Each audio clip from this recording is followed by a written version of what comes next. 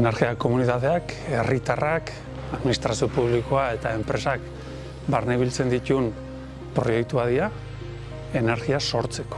Hasiera baten, energia sortzeko garaian fotovoltaikoan kokatzen dugu sorkuntza hori, baina gero etorkizunera begira energia komunitateak beste hainbat gauza egiteko aukera izango dute. Oraindik hori dana eraikitzen ari den eremu berri bada.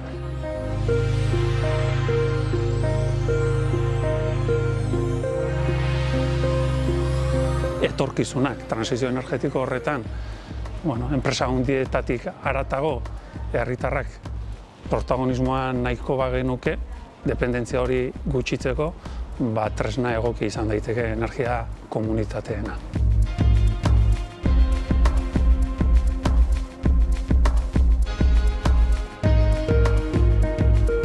Debagoienan orain dela 3 urte hasi ginen energia komunitateen inguruan lantzen, eta gaur egun 3 komunitate energetiko ditugu. Elgetako Isotzen, Bergarako Berener, eta Lehintz Bailara oso hartzen duen Ekiola. Honetaz gain, beste 3-4 talde badabiltza energia komunitate berriak sortu nahian, beraz, hurrengo urteetan uste dugu talde dexente gehiago izango ditugula, eta gaur egun eskualde daukan sorkuntza berriztagarriaren maila igo egingo dela.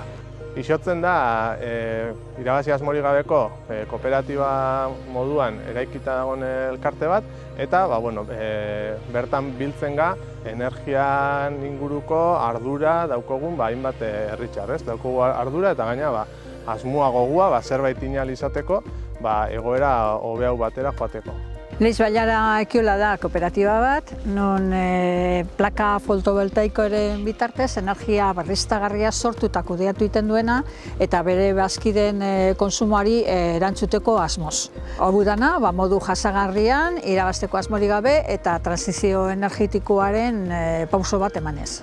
Honek maila globalera ze ekarri aldau, guk gure aletxua jarriko, egoera guztiz ez du aldatuko, baina behintzat asmo izango zen gure aletxua jarri eta zentzu horretan bultzatzea, energia berriztagarrien sorkuntza herri mailan bultzatzea, jendean kontzientzia zinua herri mailan bultzatzea, jende horren formakuntza askotan ez da soilik kontzientzia zinu maila bat hartzea, baizik eta gero zer egin, horren aurrean zer egin neike, nire etxean zela aurreztu neike energia. Importantzia handia daukaz, ezkenean energiaren kultura berri batean sartzen gara, eta orduan herritarrok kudeatzen dugu gure energia, gure panelekin eta gure medioekin, Eta kultura berri horretan sortzen dugu gure energia arduraz, eta ardura da kilometro zeroan, inpakto aldan eta minimoekin, eta gainera ere konsumorako erantzukizunez konsumitzeko pauta berri batzuk emanez.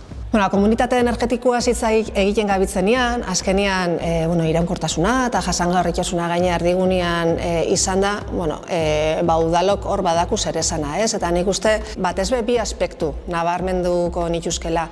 Alde batetik, ekintza komunitarioaz gabitzelako hitz egiten, eta hor udalok badaku ardura bat horrelako proiektuak errazteko edo eta eraikitzeko, Azkenean, erronka globalez hitz egiten gabitzen honetan, bakarrik baino modu kolektiboan erantzun ahal izango xau soilik eta horretarako funtsezkoa da, herritarren arteko harreman horrek eraikitzea, eta bestetik, gaur egungo ereduak agortuta dauzela argi daku danok, energia kontsumoa murriztiaz gain, erregai fosilen alternatibak bilatu behar ditugu, soluzio berriztagarrien alde jokatu behar dugu. Gu bintzat oinartiko udaletik aritu izan gara aholkularitza eskainketan horrelako proiektuetan eta horrela begirabe esandakoa, bidelagun izango gara horrelako proiektuak erraztu edo eta eraikitzen laguntzeko. Energiaren puntua energia komunitatei laguntzera dator. Lan ildo ezberdinak izango ditu, batetik izango dugu bulego virtuala, interesa duten herritarrei beraien galderak erantzuten lagunduko diegu. Bestetik dagoeneko martxan dauden energia komunitatei laguntza emango zaie, bai juridikoa, bai teknikoa, eta sortzen dian behar horiek erantzuteko asmoarekin, eta azkenik energia komunitate berriak sortu nahi baldin badia, sorkuntza horretan laguntzeko baliabideak izango ditugu.